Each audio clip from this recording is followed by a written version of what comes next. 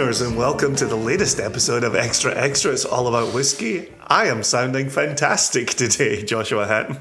Yeah, you sound like hot garbage today, Jason. Oh, well, this is awesome because I feel like hot garbage. So, Wow. If it helps, you also look like hot garbage. hey, thank you very much. This is me showered as well. I was a brave boy before our recording, and it's all gone to hell since. Regular listeners will know that in Extra Extra, it's all about whiskey. You or I will bring a oftentimes whiskey-related news story to the attention of the other. Mm-hmm. We will read it in the first half, we will riff on it in the second half, and we will get out of here in a tight 35 minutes. And I think today, when the clock on the wall shows 28 minutes, that will also be a tight 35. So. We're back to cubits. All right. Ah, boy, oh boy, oh boy. So, Joshua. Yeah. It's my turn to bring an article to your attention. It is your turn. Yep. And I've not told you anything about this article. You have not told me anything. So for the benefit of you and for the benefit of our listeners, I will tell you it comes from the Spirits Business. Mm-hmm. It was published December 1st of 2022. Okay. And it was authored by Georgie Collins. I don't know if I recognize that name. The title is Premiumisation Shows Signs of Slowing. Oh, okay. And the reason that this caught my attention and became a story that I wanted to bring to your attention and the attention of our listeners is a couple of episodes ago, we talked about the purchase of Wilderness Trail. Yeah. And Campari were pretty clear in their press release that this was going to fulfill the premium side of their business model. Mm-hmm. Mm-hmm. And you and I had kind of started wondering at that point how the premium world was looking. Yep. And as if by magic, we have Georgie at the Spirits Business giving us an answer. And she will tell us from where the research has come. Okay. Oh, this is interesting. Good timing. Okay. So as I say, the title is Premiumisation Shows Signs of Slowing. And then a very quick bullet at the top. The first half of 2022, known as H1, saw value growth of beverage alcohol reach historic highs, but there are signs that growth is beginning to slow, according to IWSR Drinks Market Analysis. Now, nowhere in this article does it say what IWSR stands for, so I will say to you this day, Joshua, you can easily guess the first three, the I, the W, and the S. International whiskey. Yep. No, actually, no. Why did I say yes to that? No. No. International is correct. Oh. International Wine and Spirits. There you go. Review. Oh, you're real close, man. If I could give it to you, I would. Reconnaissance. Oh, you were so close. You actually added on too many letters. Recon. Record. International Wine and Spirits Record. Okay. Yeah.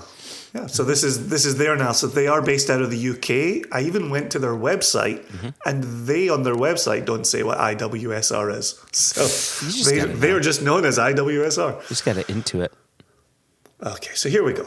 Driven by a combination of post-pandemic pent-up demand and price increases, the latest findings from IWSR show that volumes in premium and above price bands grew by 7% in H1 2022. Mm-hmm.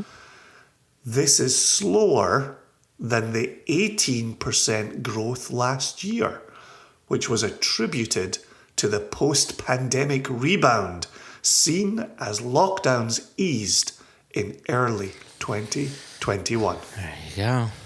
Discussion that you and I have been having on and off. Indeed.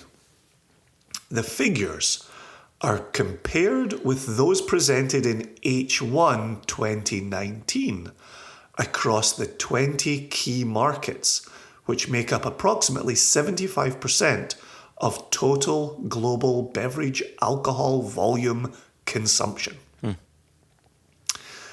India has been highlighted as one of the fastest growing markets in the premium and above spirits category, driven by Scotch whisky.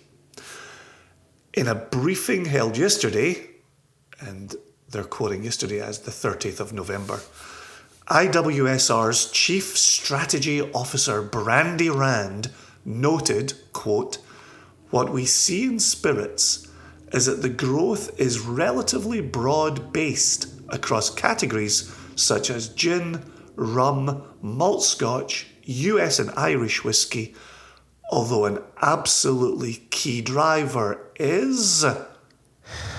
Which category, Joshua? Blends?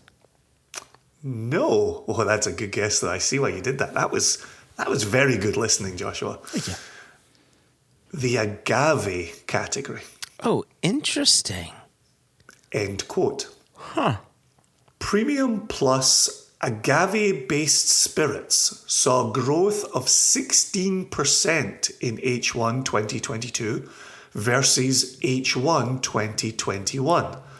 This followed growth of 44% in H1 2021 versus 2020, with much of this driven by the tequila category in the United States. I was gonna ask if they delineated between, because agave means many things.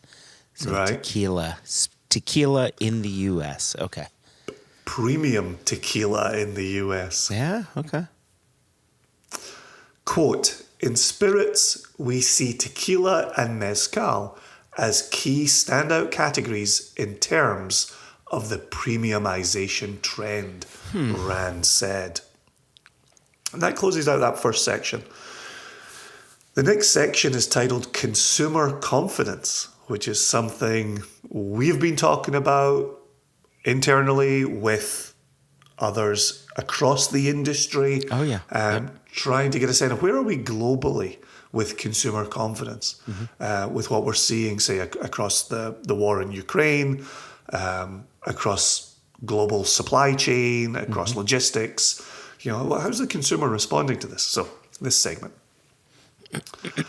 Overall, the first half of 2022 was... This isn't a quote, but it is in single inverted commas. Overall, the first half of 2022 was, and I'm doing little scare quotes in the air here, relatively positive for the drinks industry. That's interesting. Relatively positive is doing some heavy lifting there. Yeah, well, I don't disagree with what Georgie's saying, but I do like the differences between the double quotes and the single quotes. The single, yeah, relatively positive. However, the IWSR's consumer survey in October indicated consumer confidence is starting to weaken in many markets.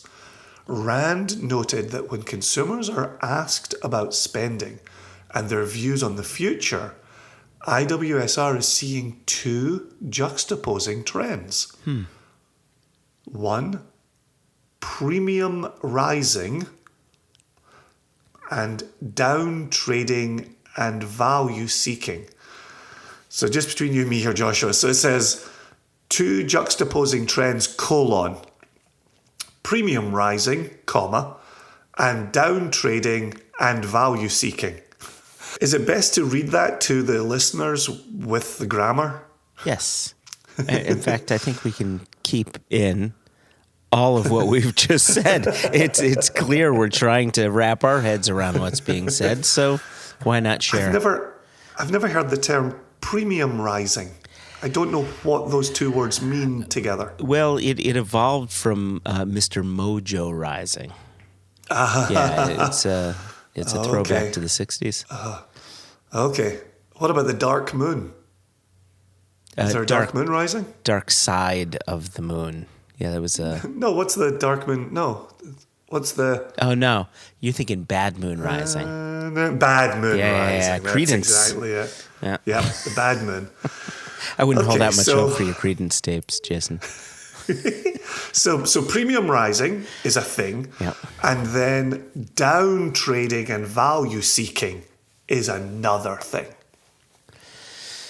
Down trading and value seeking. So value seeking is, I think, obvious, right? Right, yeah, I think that's- we talk about people value seeking a lot. Sure. Down trading speaks to me like I've been drinking 15-year-old single malt scotch for a while, and now we're kind of, I feel like the 12 is perfectly fine. Yeah, or people saying, I've been getting the Russell single barrels. I'm just going to go with the regular 101. Right? so, I wonder yeah. if that's down trading. Yeah, So, let's move forward on the assumption that that's what it is. How's that? so here's a quote from Rand. Okay. When shoppers get a little bit more concerned about the economy, they tend to look for value, explained Rand. Mm-hmm. That's the end of the quote. Now we're back to Georgie, the author of the piece here. As a result, there are early signs of down trading across many beverage alcohol categories, which is causing the growth of premiumization to slow. This is in addition to an increasing focus on reducing quantity but maintaining quality. IWSR Chief Operating Officer Emily Neal added, quote, "What we are beginning to see now is signs of some slowing down in premiumization, particularly in our consumer data, which tends to be an early indicator of trends to come," end quote. Back to the author. Consumers are seen to be moving away from high volume, lower value beverages, such as wine and beer, and moving into lower volume, higher value categories like whiskey, tequila, gin, and cognac. Pockets of down trading are especially evident in markets with neutral to negative levels of consumer confidence. In the UK, there are signs of decreases in net spend across most categories within premium and below price bands.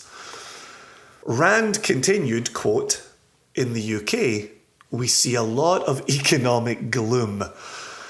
Ain't that the truth, listeners, in the UK? Which has really derailed what we've seen in terms of UK premiumisation trends. There has been a really significant switch to home premise and this idea of economizing through moderation. We're going to circle back to this in the second half, Joshua. Final sentence, and then we will get to the break. In August, Diageo CEO Ivan Menzies said he was confident the firm's growth in the affordable luxury sector would continue through an upcoming recession. Wow. And here endeth the article. Okay. We'll see you in part 2 for some riffing. All right.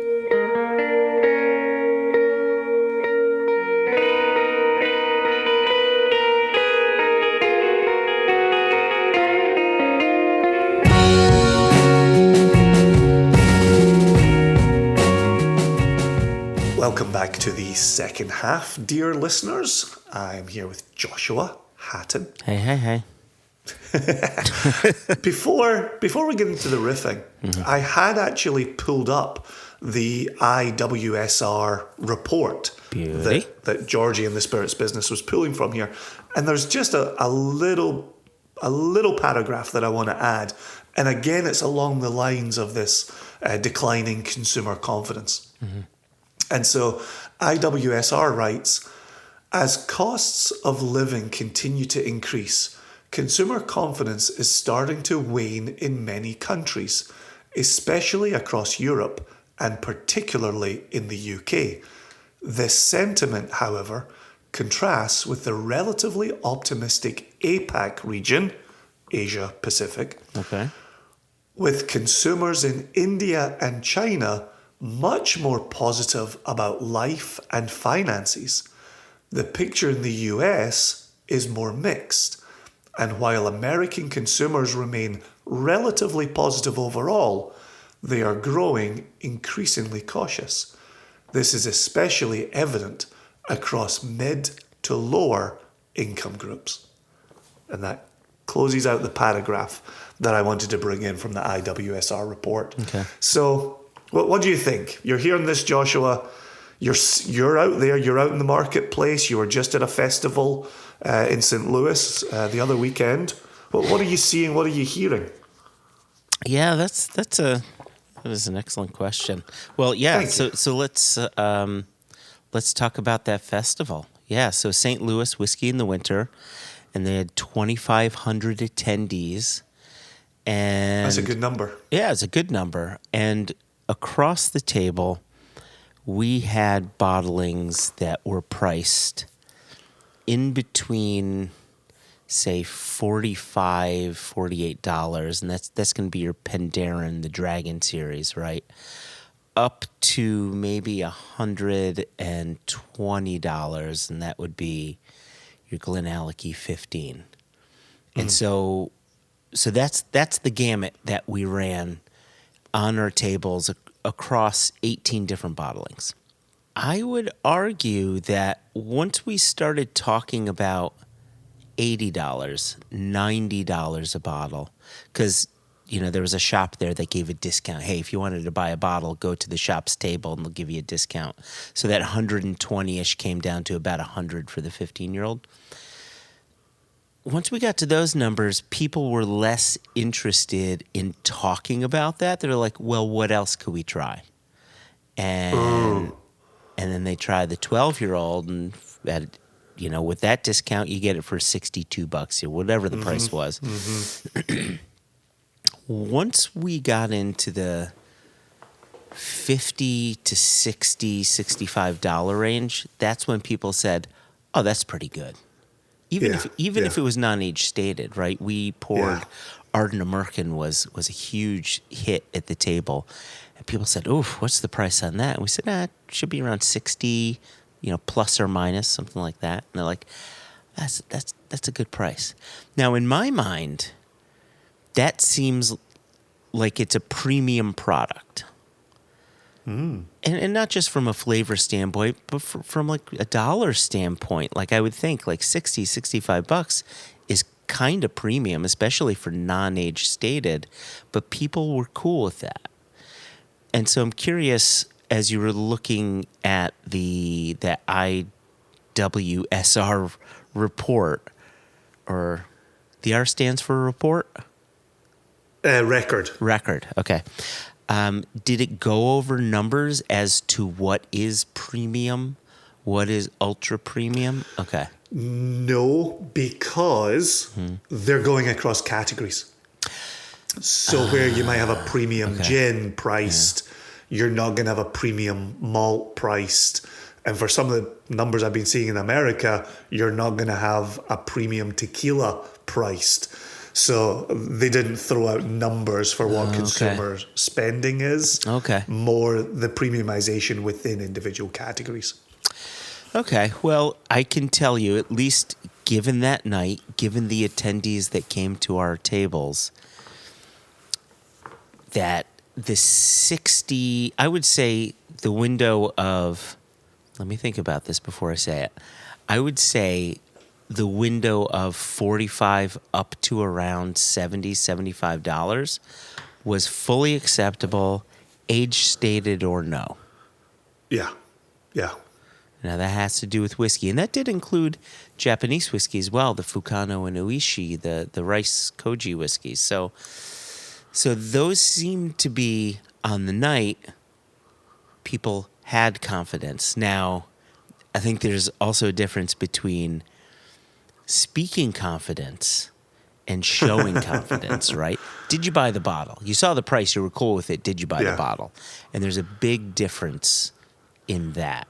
And my concern is that, this could be like a Facebook event where everybody says they're going, but only 10% show up, But you're also looking at a group of people who bought a ticket to a whiskey event and then showed up at said whiskey event to taste and talk whiskeys. So we're working within a niche group.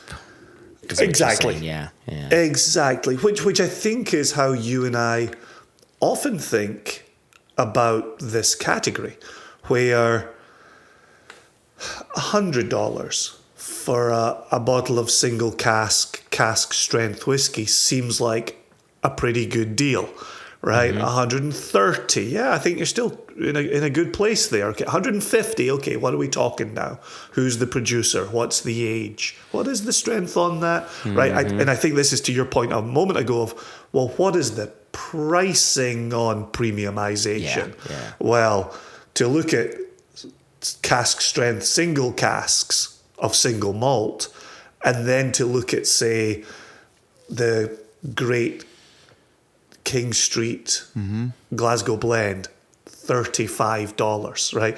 You can't put that $35 Great King Street up against a single cask strength single malt, right? Those are two radically different things. Yeah. Yep. But as you and I have discussed in multiple places, that's a screaming good price for an NAS blend with the Great King Street. I'm also, as I'm listening to you here, I'm thinking about Ardbeg Wee Beastie, which I talk to people all the time about Ardbeg Wee Beastie, with a 5-year age statement on that. Your mileage may vary, but $45, right? That's a screaming good deal, right? That's absolutely something you should be buying and picking up, right? No doubt about it. And that the interest to me within the article is consumers looking to spend money, but consuming in moderation. So how do I spend? Where do I spend? And then how do I consume the product that I purchased? I think that's an interesting way of thinking about our own category, let alone the gins, the cognacs, so on and so forth.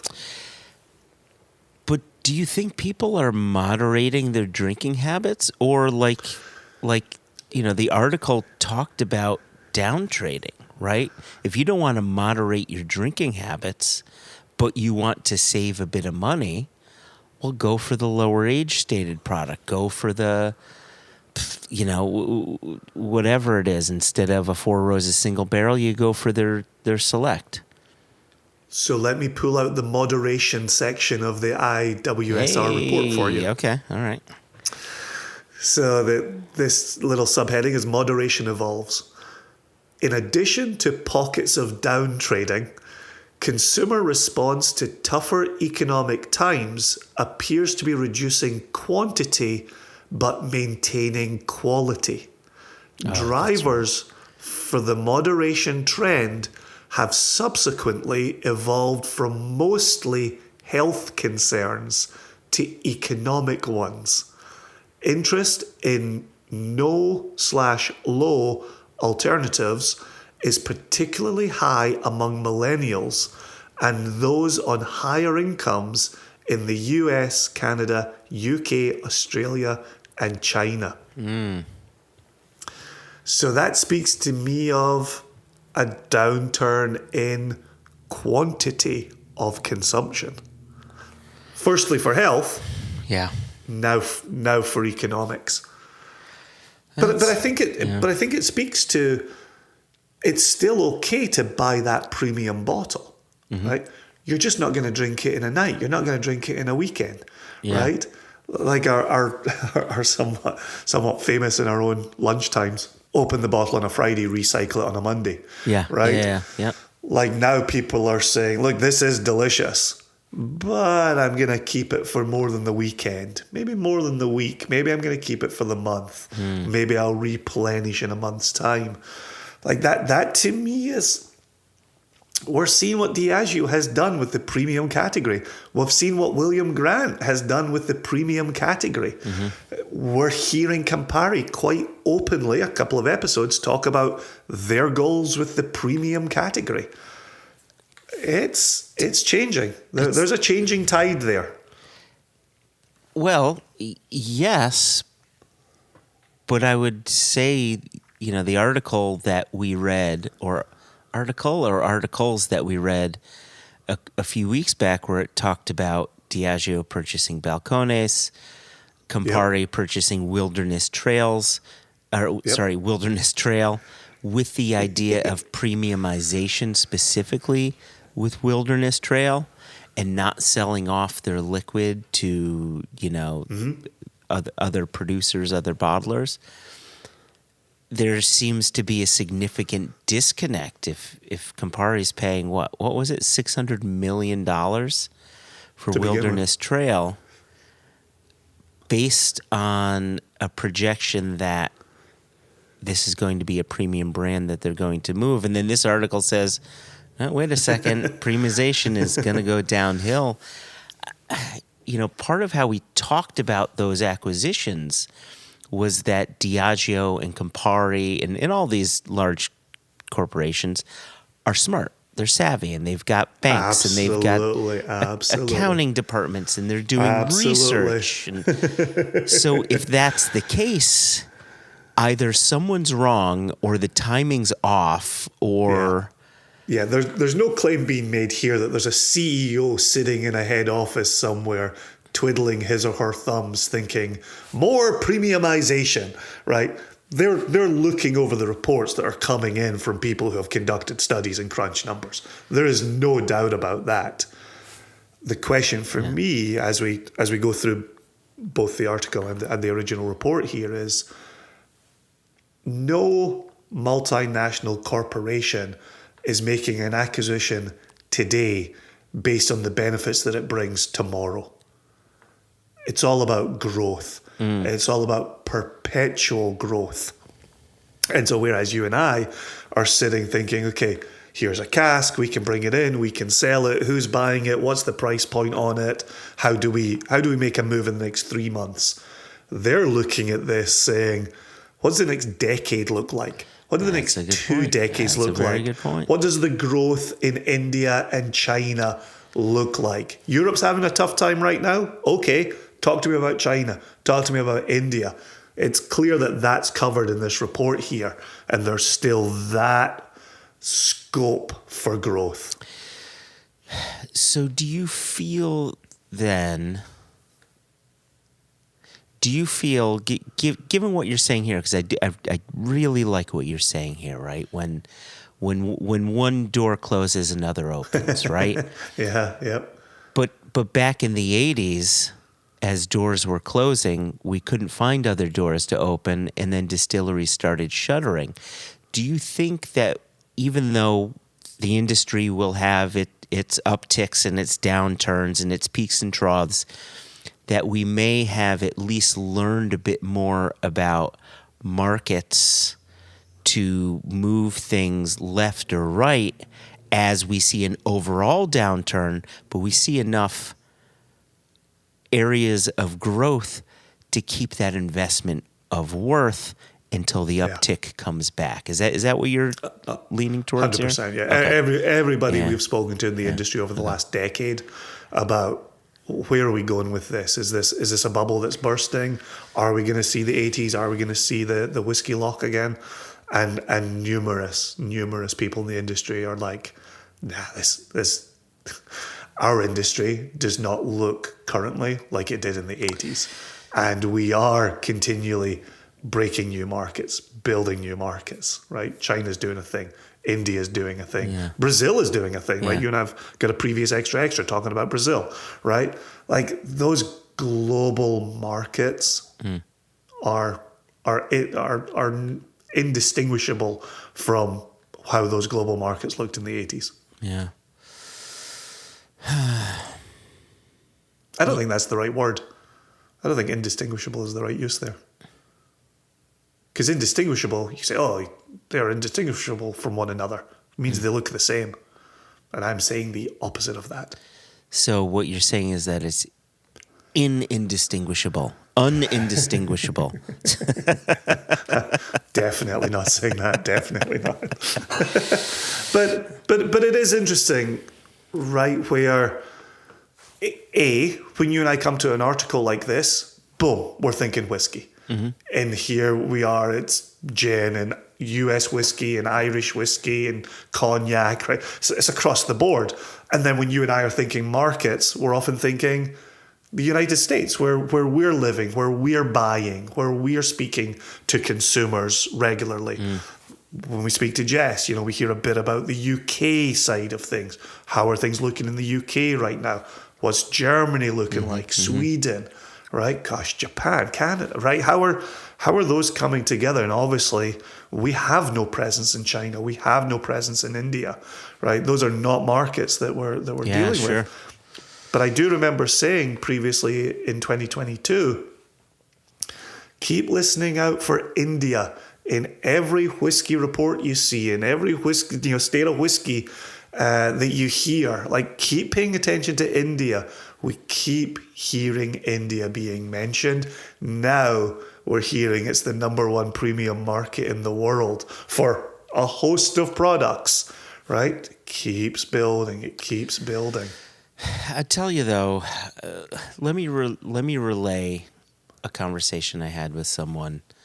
I'm not gonna divulge any names, but we were talking about American whiskey and what we're seeing, both on the consumer side, but also on the broker side and the production side. Are we talking bourbon and rye here? We're talking bourbon and whiskey? rye. Yeah, no, we're talking bourbon and rye. American right single malt? we're talking bourbon and rye. Bourbon and rye, I'm with you. The conversation was around the lack of consumer confidence. And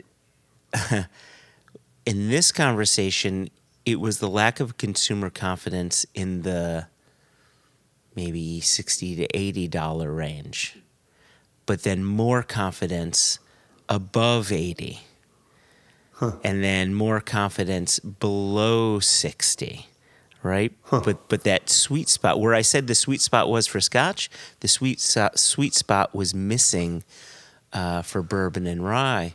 And then we started talking about the brokering side of things and where prices have gone. And we both came to the conclusion that what we're seeing with this odd lack of confidence in the bourbon and in the rye world, how should I say this? The lack of confidence that we're seeing from consumers in the bourbon and rye world, it's gonna increase, and it's going to affect premium whiskeys, kind of like what we're talking about here. And the assumption is we're going to see the costs of casks go down on the broker side, simply because the demand is going to go away. Absolutely. We have to, right? And we've been talking about it for 5-6 years, that the access to casks has dwindled. The costs of casks have gone to points that make absolutely no sense. When is that bubble gonna burst? And it seems that it's going to follow the trend of a recession, right? Consumers less confident. Where does the whiskey go? You could say it can go into blends, like I mentioned before, or you could just see consumption go down, interests go elsewhere, and more access be made available, and hopefully prices on whiskeys come down. Yeah. Well, the consumer will talk with their local currency of choice. I'm going to give you the final word on that, Joshua. I think that was for us as a business, that was a good positive note to get out here on. If you're somebody who is in the premium side of the various businesses, good luck with H2 2022. We'll see what those reports look like when they come out. But dear listeners, if you want to drop us a note, bring anything to our attention, you can send an email to questions@onenationunderwhiskey.com, or you can drop a note to info@singlecasknation.com, and that will make its way to us as well. But until next time, I'm going to I would say I'm going to go pour a large dram of a cask strength whiskey, but I've got enough drugs in me. I'm just going to go pour a cup of tea and put some honey in it and lie down in a darkened room. Oh my gosh. It's like a mock hot toddy that you're going to do. A mock toddy. But until next time, thank you, Joshua. Thank you, as always, to you, dear listeners.